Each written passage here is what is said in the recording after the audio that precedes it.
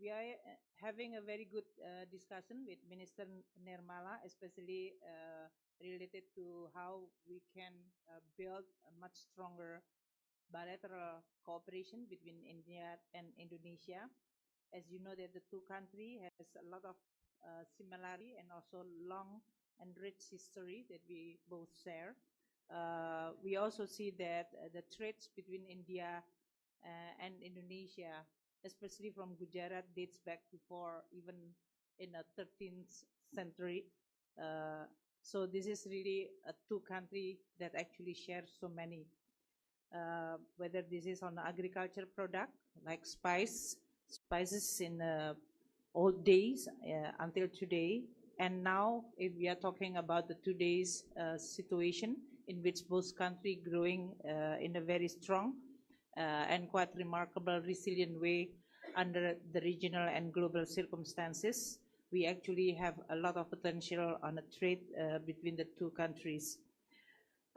Indonesia and India is also continue discussing, especially under the two ministries, that is Ministry of Finance in Indonesia and India, on how we are going to establish a strong dialogue at the policy level, highest level, up to the very technical level.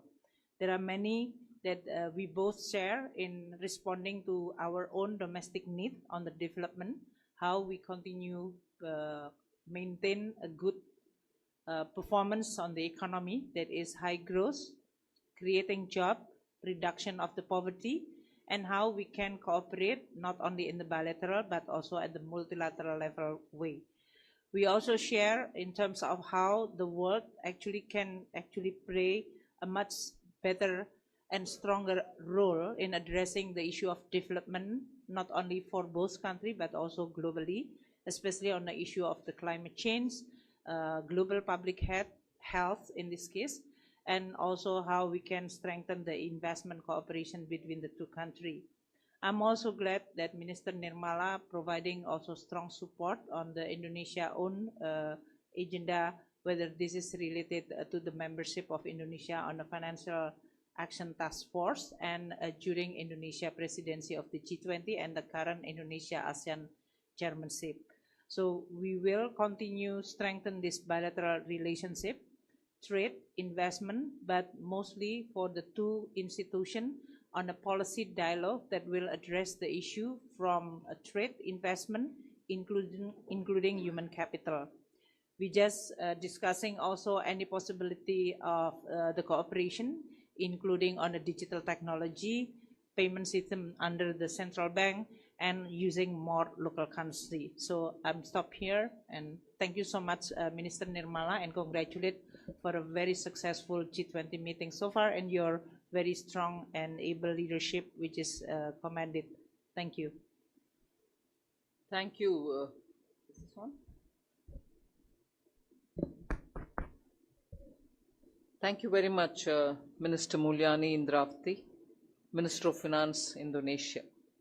At the outset, I am pleased to announce the launch of economic and financial dialogue between India and Indonesia. Since the adoption of India's Look East policy in 1991 and the Act East policy in the subsequent years, there has been a rapid development in bilateral relations between India and Indonesia, and both in commercial and cultural fields. Indonesia has emerged as India's largest trading partner in the ASEAN region. Our trade has increased eightfold since 2005, and it has touched $38 billion in the last year. In this background, therefore, we view this dialogue as an enabler for further deepening our partnership. We will be discussing issues on common interest that are mutually beneficial in enhancing our relationship with Indonesia. The areas of cooperation will include bilateral investment, financial services, and infrastructure development, among others. For instance, India has developed expertise in digital public infrastructure. It can provide time-tested solutions for convenient and affordable digital payments which can assist Indonesia in achieving its financial inclusion goals. Both India and Indonesia are fast-growing economies and are similar in many ways. Both are active members of multilateral organizations such as G20, WTO, and East Asia Summit. India has taken over the G20 presidency from Indonesia, and there are several legacy issues which we are continuing to take forward during our presidency.